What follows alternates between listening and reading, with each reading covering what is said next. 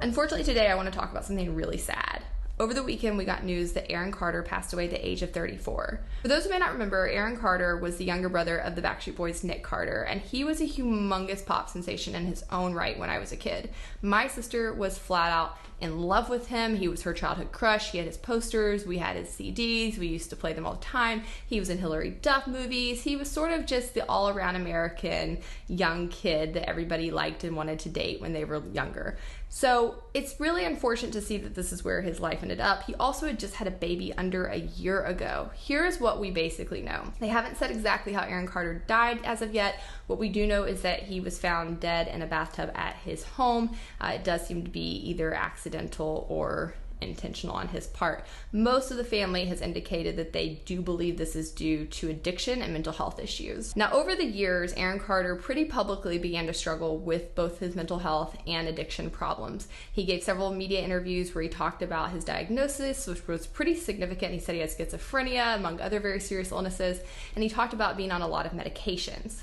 We didn't see a ton going on in the public eye because his star kind of faded as he aged out of childhood, but from time to time we did see issues crop up with his family. Most notably in 2019, his brother Nick Carter and his sister actually filed a restraining order against him because they thought he might be violent towards them or towards himself. And they basically talked about this publicly and said that this was a last resort. They hated to have to do this, but that they felt they had no other choice. And they were hoping that a judge might push Aaron into some kind of rehab or treatment program. The last media interview that he gave actually was in September this year, where he talked about getting treatment. And so it seemed that he really was working to process through some of these things. And yet here we have this news today.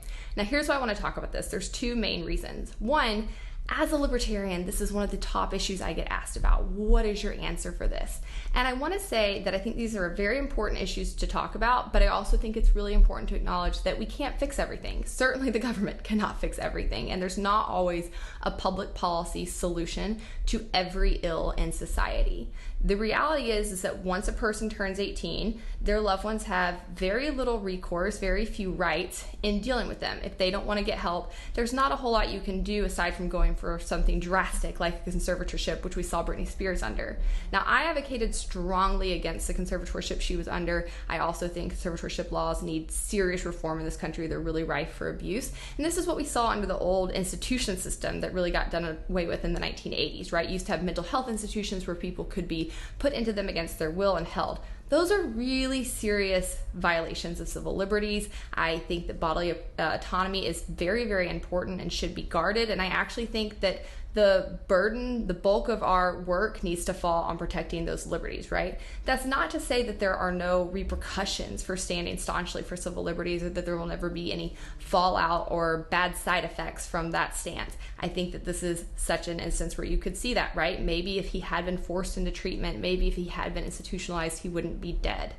But that being said, the line gets really murky and it's hard to say where it should be, and I just don't think government is ever capable of making those decisions. But what I do think is this: society continues to stigmatize these kinds of illnesses and to force people to hide their issues. And I think that's really sad. From my work around both mental health and addiction issues, I can tell you this: it does not matter how rich you are. It doesn't matter how beautiful you are. It doesn't matter how great of a family you have. You can have everything in the world going for you and still struggle with these problems. And so what needs to happen is that we need to have a lot more upfront conversations about what this looks like in society. We need early education to help people avoid falling into addiction in the first place. And when they do, we need to treat it like a public health issue. We don't need to treat it as tabloid gossip, which Aaron Carter's story often was. We don't need to treat it as these people are just failures at being humans. They have some kind of significant moral failing. They need help. And oftentimes if they get the right kind of help, they can come out of this. But all the time we see in this country, people don't even seek that because they're so embarrassed, or because they feel like they're going to be shamed if they do come forward.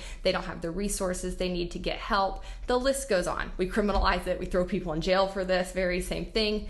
We as a society need to get better about dealing with these things, making sure that we actually try to get people help when they need it, not condemning them. And I think that's the best answer for these kinds of situations.